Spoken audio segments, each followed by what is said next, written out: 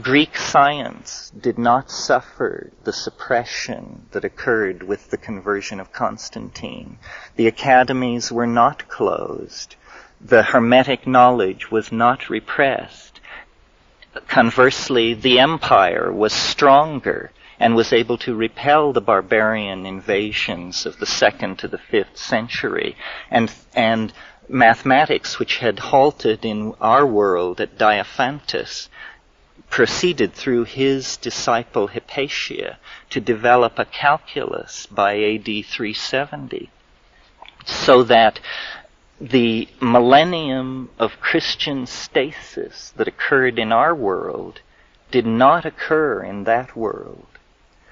And as time passed and engineering advances occurred, by around 850, they had ships which were able to cross the Atlantic Ocean. And they encountered the Mayan civilization reaching its fullest flower in Guatemala and on the Yucatan Peninsula. And in fact, in this vision, I saw the Roman Emperor Cosmodorus V make a pilgrimage to Tikal in 920 to be present at the coronation of a king at the end of Baktun VIII. Anyway, this Greco-Roman imperial culture immediately recognized the genius of the Mayans in mathematics and astronomy, and Europe was transformed into an amalgamation, a Greco-Mayan civilization with the...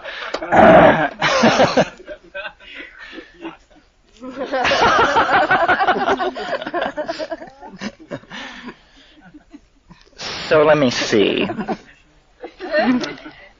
And this civilization continued to develop. Now, one of the influences which the Mayans brought into Europe around the year 950 was their extremely sophisticated psychopharmacopoeia and shamanism. And this mated with Neoplatonism and Hermeticism, so that rather than science developing as it developed in our world, a kind of magical psychopharmacolytic technology of thought and understanding was what was developed over the centuries. And then in later centuries before it happened in our world, they contacted the Orient. And the Sung, the dynastic influence of the Sung, poured itself into the creation of a global civilization, such that by around 1200 AD, they were able to land on the moon and create a cybernetic global civilization similar to the kind we have now. They continued evolving with all this psychotronic and shamanically derived, and now by this time you can imagine it was an unbelievably exotic and alien civilization compared to our own. The fruits of their psychedelic and psychoanalytic investigations into higher space was the discovery of our world. They found out what had happened. They figured it out by studying dreams, and by making deep journeys into the psychedelic space. They were able to discover our sleeping unconscious with its repository of the legacy of the Christian centuries under the reign of this demiurgic ideology. And they conceived of the notion of saving us. And it has to do with this whole thing about the UFOs and influence in dreams and astral traveling, and the other side is actually the manifestation of this bizarre Greco-Mayan postmodern starfaring civilization trying to reach across the dimensions to save us from the momentum of our history by making us aware of, first of all, their existence, and also their technology, which is evolving toward a point where I think around the Mayan millennium, around 2012, the time island we will flow past the time island, and the two time streams will be rejoined, and we will make peace with this civilization, which is now 1,000 years more advanced than us, with this totally different cultural history and this completely different take on reality. So this came to me in the space of about 15 seconds. And more details have flowed in, and I use it mostly as a meditational device because it's so interesting to ask to be told about how this other civilization developed. It's amazing exoticism. It's Neoplatonism, it's Taoism, it's Mayan influences melded into a completely different kind of civilization than the one that we inherited. I've always thought, that Christianity, without making any judgment about Christ himself, that Christianity is hands down the single most reactionary force in all of human history.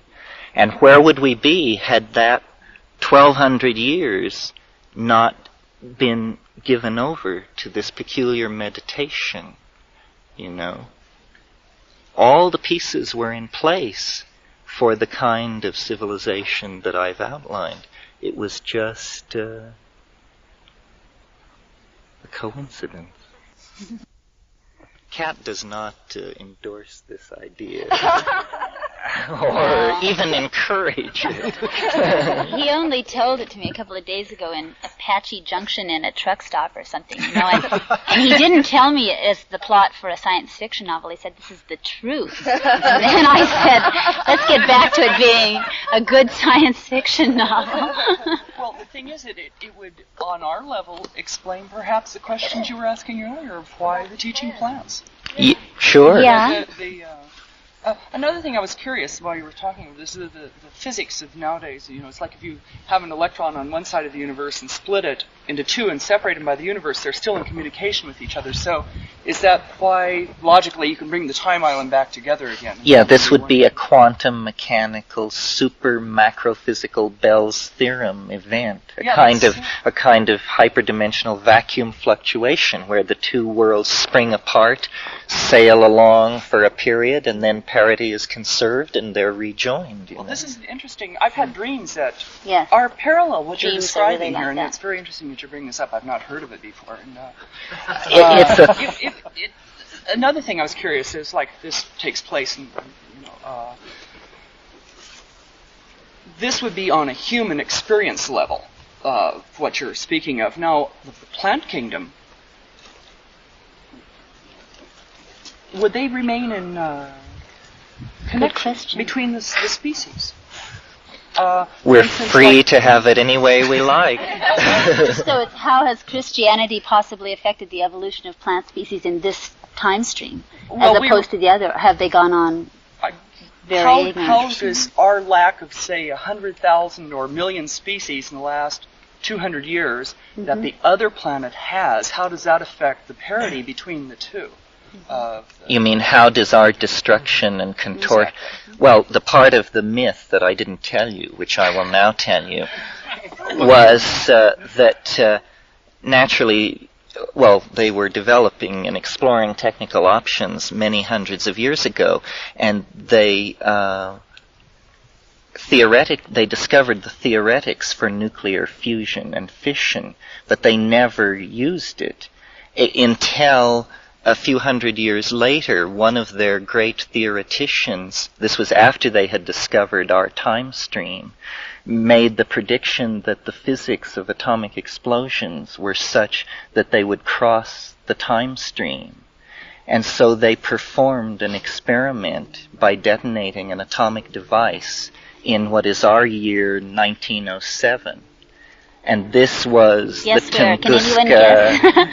Tunguska event. And then by monitoring the dreams of Siberian shaman, which they had in clear focus, they saw, this explosion which we set off actually did occur in both time streams. And at that point, they became very interested in monitoring our time stream because they were picking up the dreams of a Swiss telegraph worker who seemed to be pushing toward an unimaginable conclusion.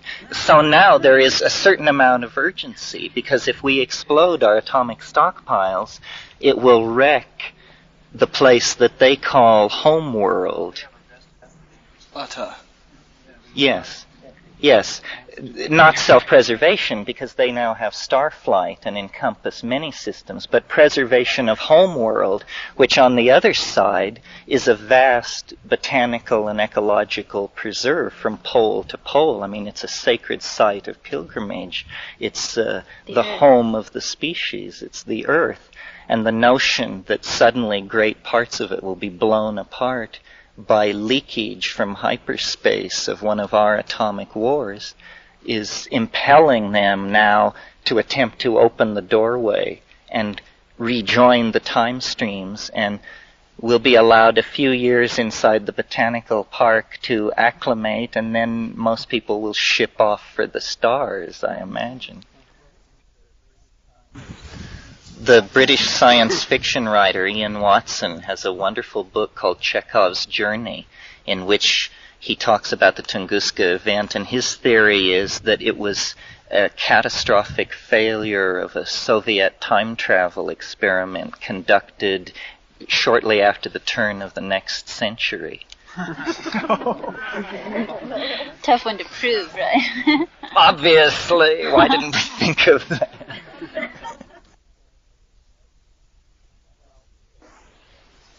Well, I mean, I'm not sure. I've thought of that before. You know, it's the claim of Christian theologians that Christ comes in the center of history. They speak this same language. Before Christ, no souls were entering heaven. He freed the valve, and now it's possible to enter into heaven. Before his intercession, that was impossible.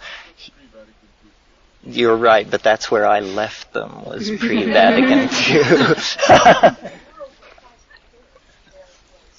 Before I had this idea, I had another idea, which I'll tell you, which is a completely different kind of idea. And it's the idea that there is an overmind. This doesn't involve other dimensions. There is an overmind co-present on this planet, and when the development of technology exceeds the development of ethics, then this overmind can work miracles. And because the overmind is plugged into each of the individual minds that compose it, this miracle always has this unbelievably creepy quality of being exactly the thing which would convince you to change your mind.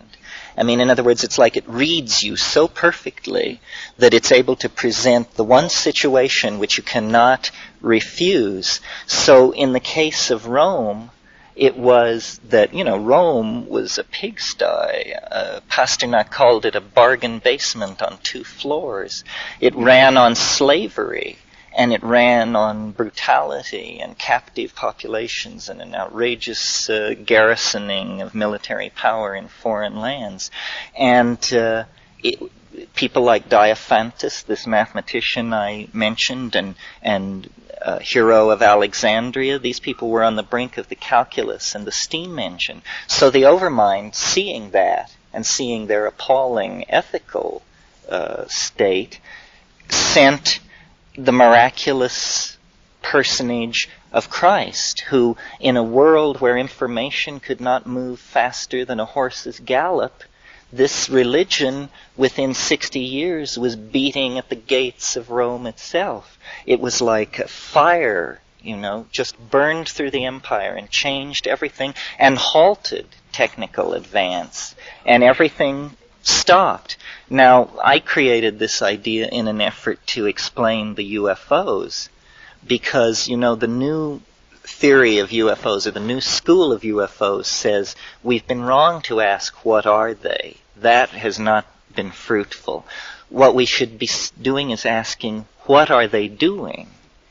And we can analyze what they're doing in the same way that we can analyze what anybody is doing through sociological polling of human populations. We can find out what the flying saucers are doing. So they polled human populations, and what they discovered is that what the flying saucers are doing is they are sowing disbelief in science. They cause people to not believe in scientists, because scientists come up so lame. when asked to explain flying saucers. It's like the flying saucer is the confounding of science in the same way that the resurrection was the complete confounding of Greek Stoicism and Democritean materialism in the Roman world. And it's conceivable, that the flying saucer, the statistics are now something like 11% of the American population have seen a flying saucer. 52% believe flying saucers are real, whatever that may mean, and so forth. So it is a faith which is percolating up from the lower levels. It's people who live in trailer courts and read Fate magazine who are the staunchest believers in this thing. But what it may be is an intercession on the part of the overmind, which it can do anything. It can do anything from our point of view. And in the most extreme version of this idea, I said, what if enormous spacecraft were to fall into orbit around this planet? And what if television images of this craft were to be beamed into every home on the planet? And then a teaching revealed some completely mind-boggling thing which you could have thought of it yourself, but you never did, which is always how these things are. And then after 30 days of melting the nuclear arsenals and causing all cancer to appear and curing all infectious diseases and delivering this message, the enormous spacecraft disappeared. 30 days. So then everybody says, my God, we have been abandoned. We have been abandoned again into time, and, history would halt. Everybody would do nothing but study the teachings of the saucer and try and figure out how we could get right with them to get them to come back. Dogmatism, theories of communication, priestcraft, the whole thing. So you see, though I'm fascinated by the flying saucer and what it says about the malleability of mind and matter, I think mature civilizations should not be haunted by messiahs or flying saucers, that these things are like metaphysical spankings imposed from on high that are designed, saying, here it's a boot in the tail, wake up, stop repressing. Well, let's take your two ideas. It's neither one of them is that old. And what does the overmind have to do with or think of the double time stream? Well, now that's a question I never would have asked. You mean if that's true? I sort of think of these as mutually exclusive. Well, his two theories. The earlier one was that the overmind was injecting forces of change or conservatism into the world. The other, that events that came from, now that was from the demiurge. Is the demiurge related to the overmind? No, I think the demiurge is like a negative expression of but created the universe? How did the overmind get in there to be running the earth, at least? Well, I think of the overmind as the logos. It's the understanding and self-existence which permeates everything. And the demiurge is the force of matter and time and cosmic destiny that is always trying to lock in the logos and condition it and make it subject to the rules of the physical universe of space and time. And the logos is like something from, this is all Gnostic theology, by the way. This is just straight from the book. The logos is trying to struggle through the labyrinth of the material universe to escape, to rejoin the real source of itself, which is outside of matter. Matter is viewed as an entrapment.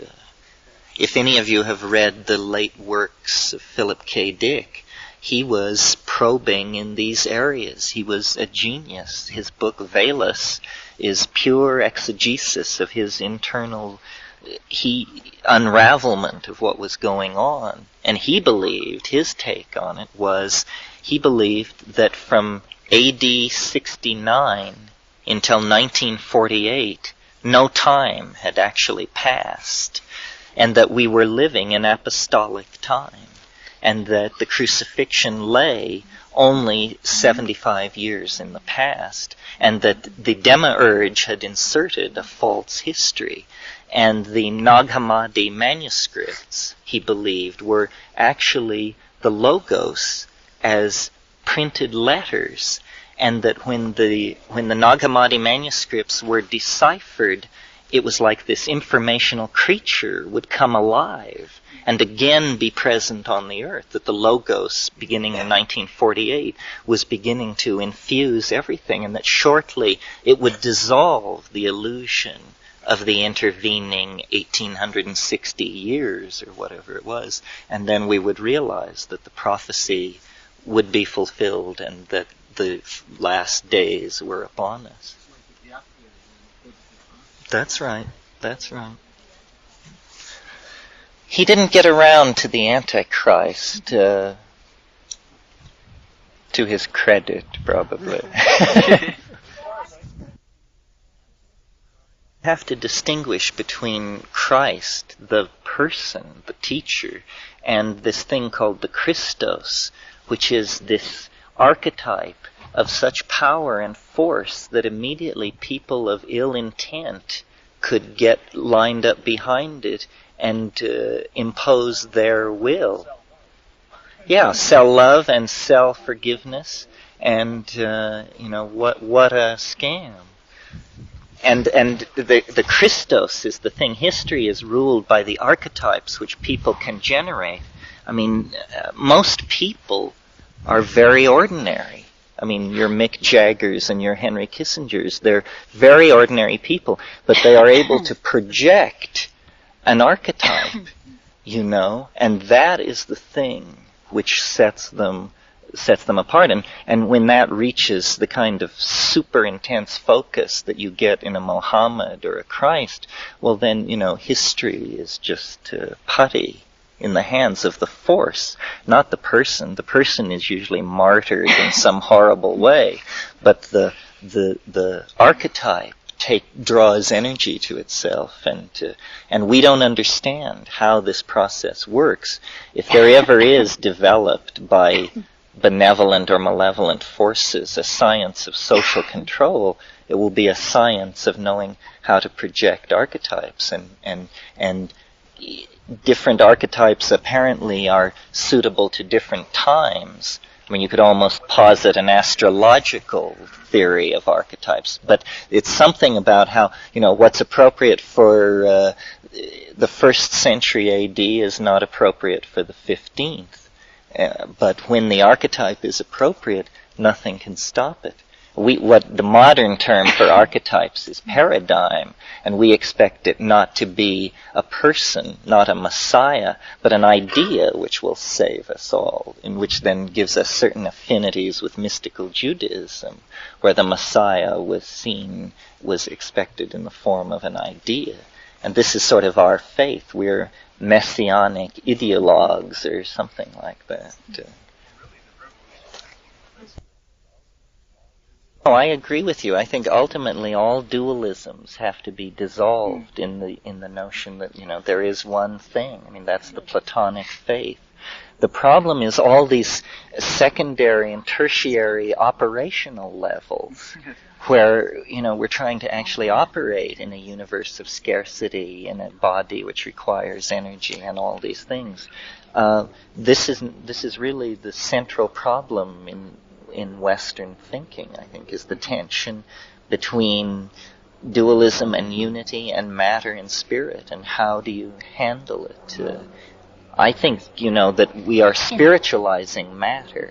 This is what technology is, and that the spiritualizing of matter is the highest expression of our technological output, and that this will become more and more what we are about, so that in the next century the difference between mind and brain and cell and machine will all have been subsumed under a new vocabulary, because we are hardwiring our minds, and we are making the artifacts of our culture intelligent, and we are breaking down the barriers between ourselves and larger data bases and this kind of thing, so that the old I'm an ego inside the skin definition gives way to some kind of much more malleable and plastic thing. Well, as an astrologer, one of the images that I like is the symbol for Pisces, which is two lines with a line going through it, and it's the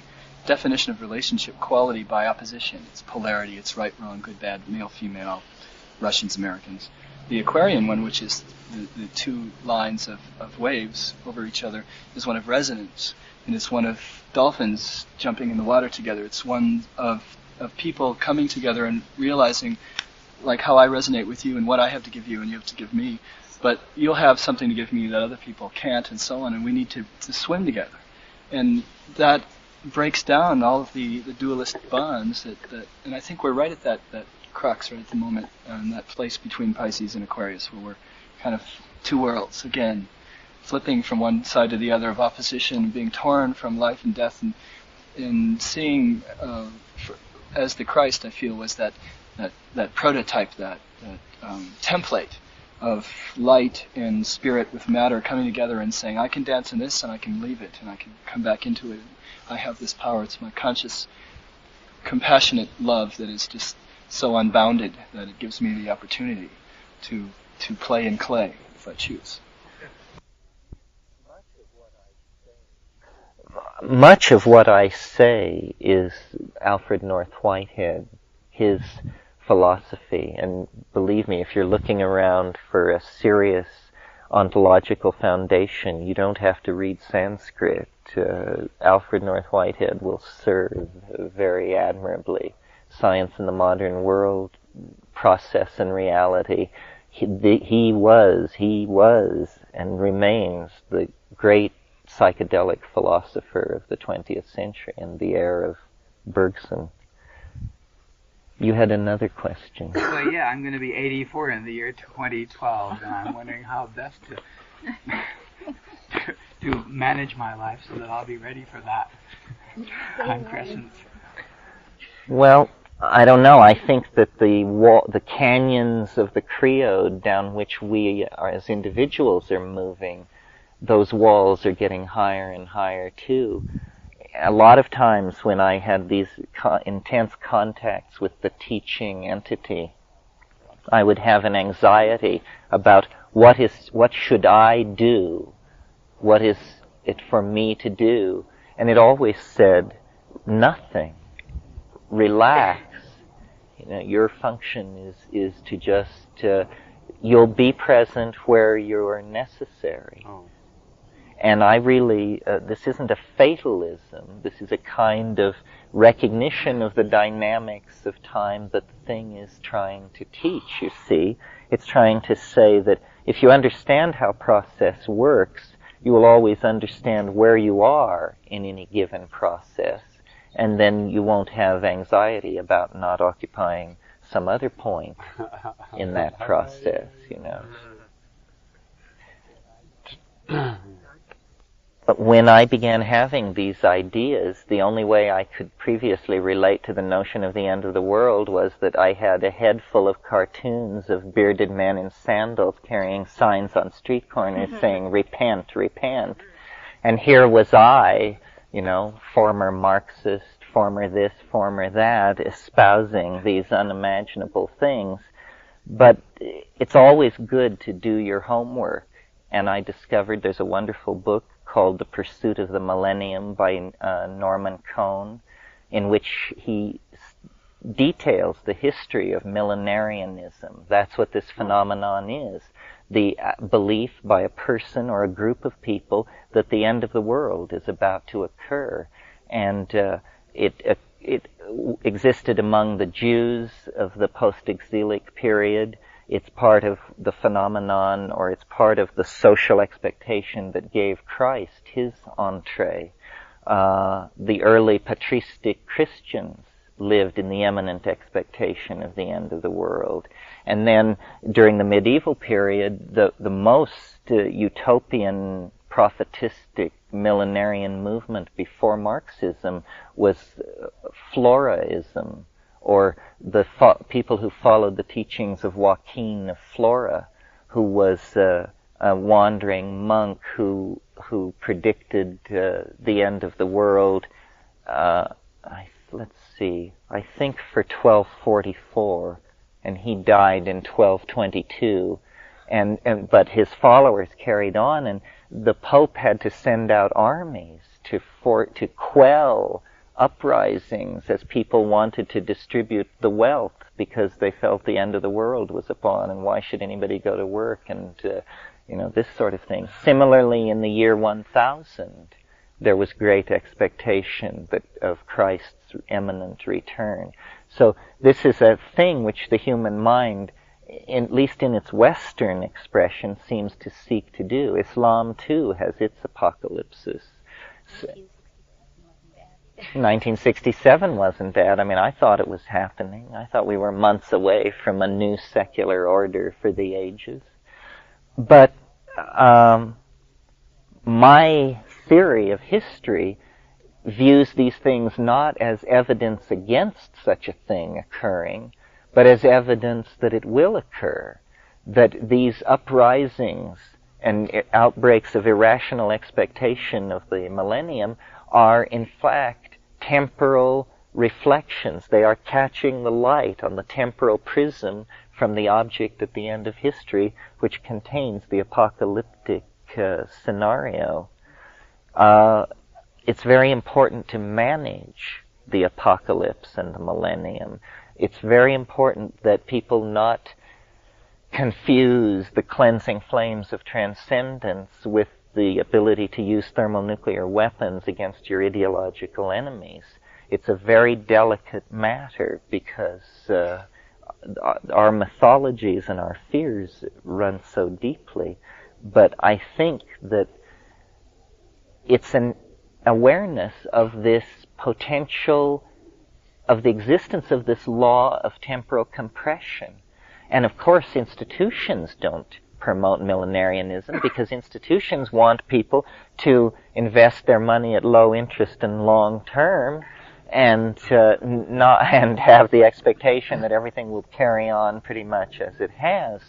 But an examination of the last 500 or 1,000 years of human history would lead anyone, I think, to the conclusion that everything is going to be swept away, and everything that replaces it is going to be swept away, and that we are just moving into an era of change which might as well be called apocalyptic and must be made millenarian. Otherwise, it will just end in some kind of Götterdämmerung, and the worst boogeymen of Western culture will emerge and destroy us.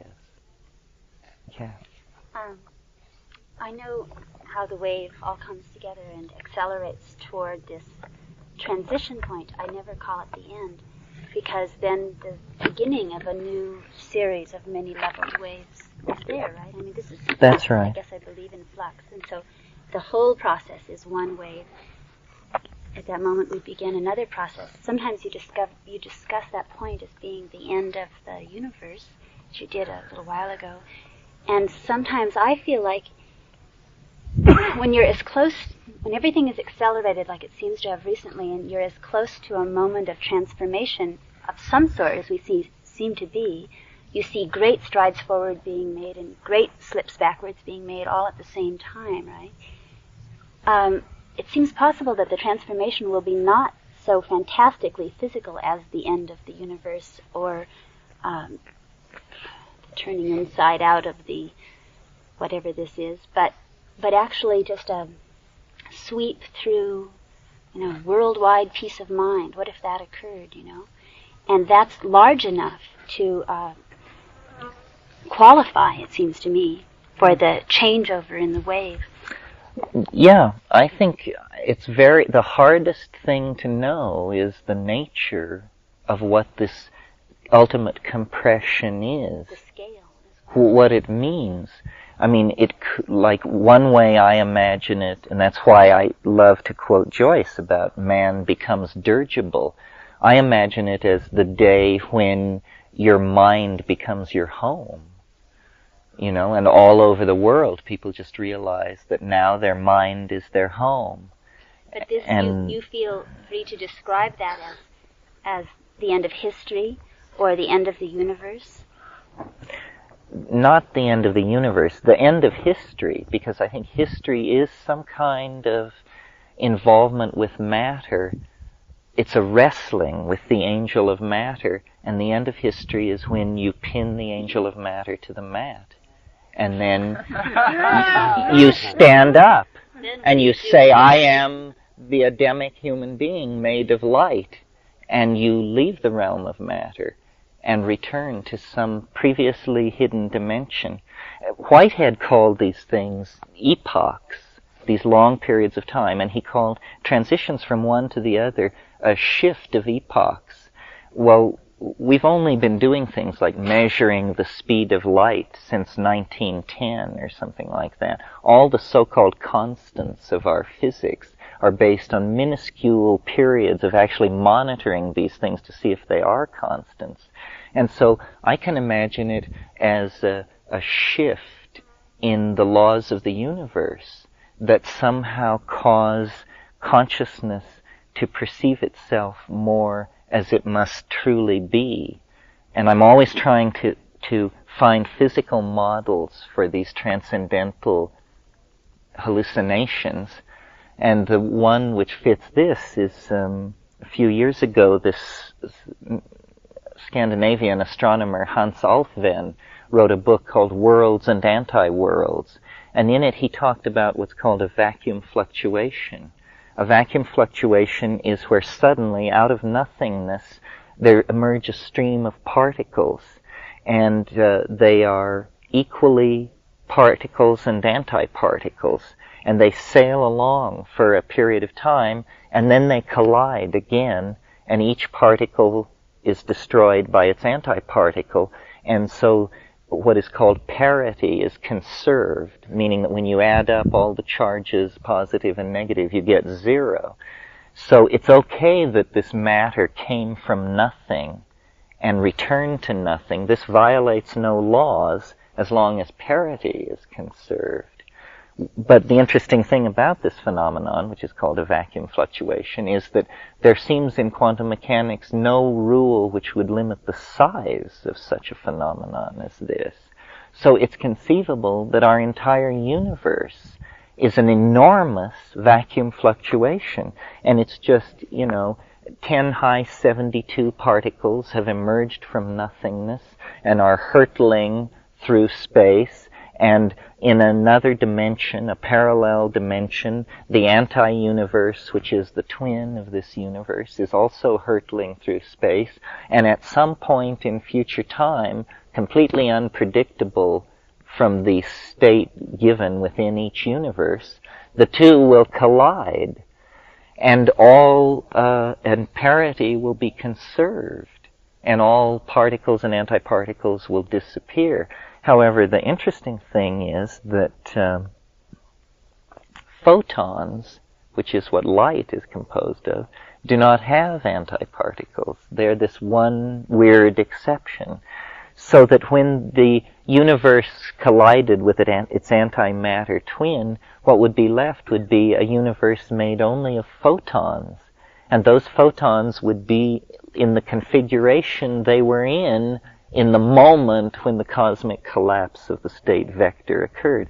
Well, we have no idea what the physics of a photonic universe would be about. A limiting case, or a good first try, would be that it would just be nothing and no life and no self-reflection and no but why posit that? There's such a persistence in the perennial philosophy of the notion that spiritual development is somehow related to light, and to the cultivation of inner light, and to the creation of light bodies, and the stabilizing of light. So, it's possible to suggest that the world of the imagination is simply the world of internal light, that it's a world where light is manipulated by thought in the way that in this world physical organism manipulates matter. And so that, you live in the radiant castles of the imagination after a shift of epochs in which the photonic mode predominated. That's just one way of imagining it. it's one of the richest meditations there is to try to imagine the millennium. Again, it's this thing, what would you have if you could have anything? I mean, sometimes I imagine it, Hieronymus Bosch's great triptych, The Garden of Earthly Delights, where men and women of all races mingle among giant wrens and strawberries and feed each other pomegranates under an autumnal sun in an endless rolling park-like world of exotic vegetables and sexual excess and hard stuff to be. And, Sounds better than the end of the universe. you can really take a readout on yourself by seeing how would you like things to be. Sometimes my fantasy is I would like to be alone on a starship 10,000 light years from home with all the books in the universe, and I would dress like Captain Ahab, and I would stride around the catwalks inside this echoing starship, and faithful robot slaves would bring me crumbling volumes of ancient lore, which I would say, no, this is a little too Vincent Price. How about... I love, if any of you are into science fiction, the science fiction of Cordwainer Smith is really wonderful. And one of his stories, The Starship, is George Washington's estate, Mount Vernon, in New York. And it's all exactly like Mount Vernon in Washington's time, except in the library of the big plantation house, there's one room from which the thing is controlled, and it's actually a starship in mid-flight. More questions about this time theory? Or Yes, I have a question. Yes. You mentioned here how the now is flooded with future perception. Yes. And I have it's really part of the Tibetan practices, but it's always something which captures my imagination. It's just, how come it's now? And the fact that these future perceptions are so tremendously tangible to us, especially while sitting in meditation or while eating a meal even or something, and there's this, how come it's not yesterday, and how come it's not tomorrow? And how come that I'm here now when I just have to flick my mind and I'm in yesterday, and equally easy in tomorrow? I wonder if you have anything to say on that one. Well, I think that life proceeds through time. It's an effort by organism to map something one dimension larger than itself. So it takes a whole life to do it. A life is an effort to map a something, and the now is the moving edge of the mapping process. You cannot map it instantly or you would be it. And so what being in time is experiencing the incremental mapping of this higher order object. And that's why hopefully a long life would give wisdom, because a person would begin to get the whole picture. Oh.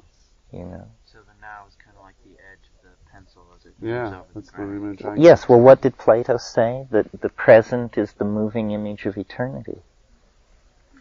That's pure good Platonism. Projection, much as our shadows are two-dimensional.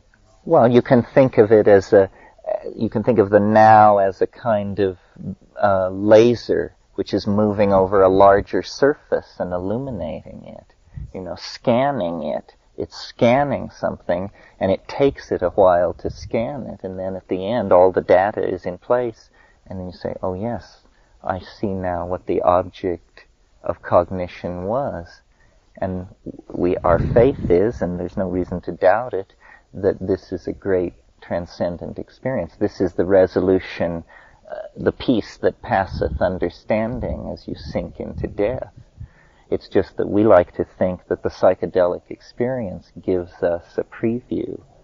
No one escapes, the final realization. It's just